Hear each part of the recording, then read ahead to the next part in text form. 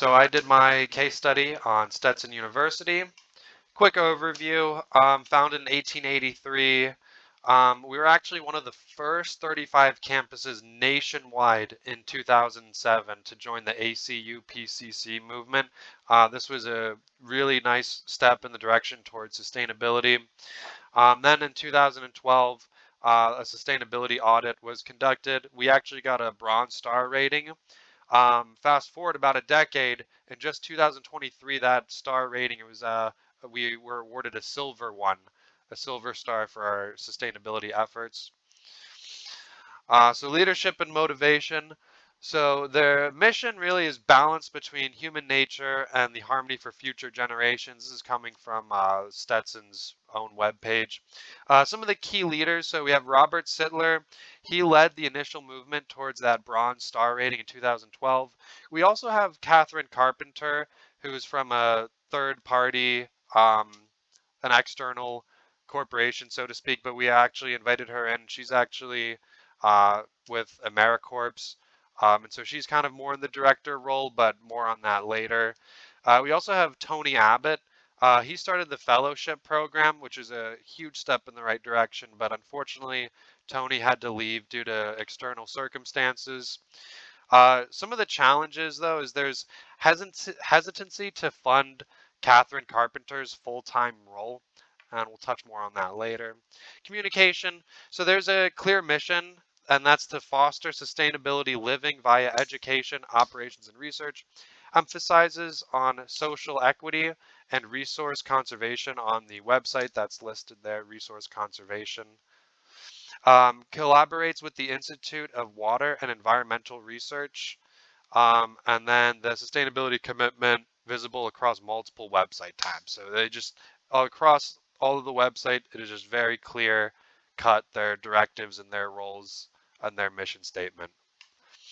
Initiatives and focus.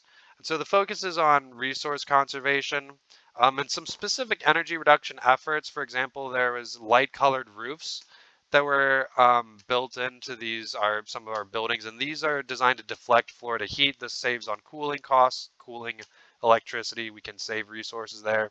And then also 200 solar panels, roughly 200, on the Carlton Union building. And then the Fellows program, they conduct an annual greenhouse gas audit. And then we have our partnership with the Campus Climate Action Corps. Assessment evidence. So some of the evidence is, as I mentioned earlier, we have these Bronze Star and Silver ratings that were awarded for our sustainability efforts. Also by Princeton Review, we were recognized as a green college.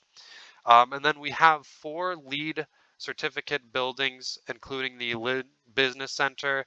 And the Lynn Business Center actually received a gold star in LEED leadership in environmental and energy design.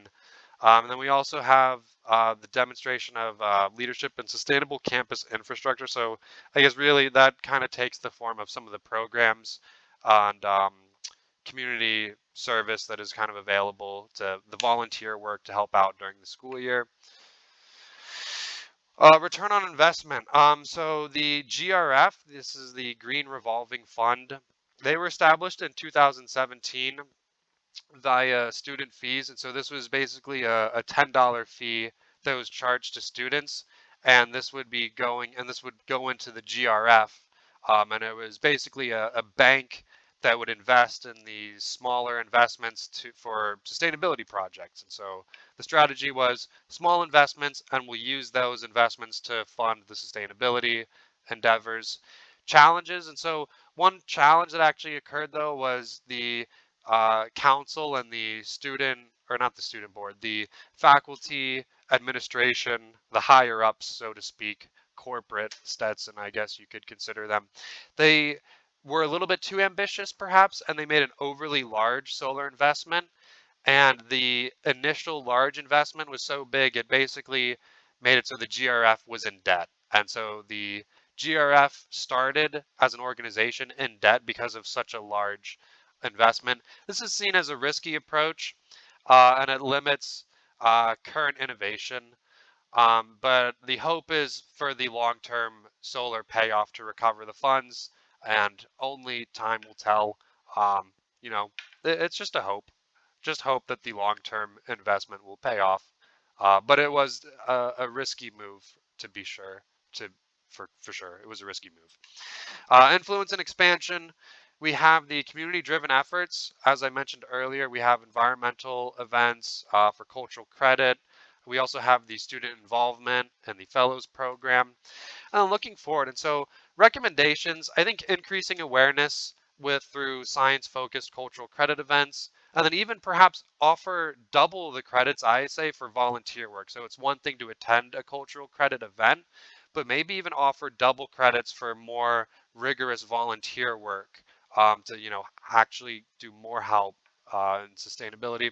Educate students on eco-friendly practices during move-in. So when we have students moving in, the RA, I think, should um, mention the eco-friendly ideas and encourage people to, focus on sustainability. For leadership, I think Catherine Carpenter should be hired full-time as a sustainability director. I think that's a clear directive that should happen, and the funding for her should be provided since she's an expert. And then the missed opportunity, there was a $50,000 composting tank that was proposed for the Carlton Union building that was going to save money over time. It's going to be a really smart investment. And this was during renovations, but they really decided, the facilities director said, no, we're not going to do it. And they kind of missed out on an opportunity to save some money long run that was also going to be sustainable. So that was a missed opportunity.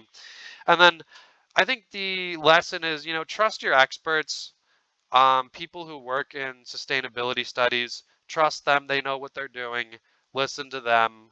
And then also avoid the risky moves like the initial overly large investment to the GRF. And so I hope you enjoyed my presentation, and thank you for watching.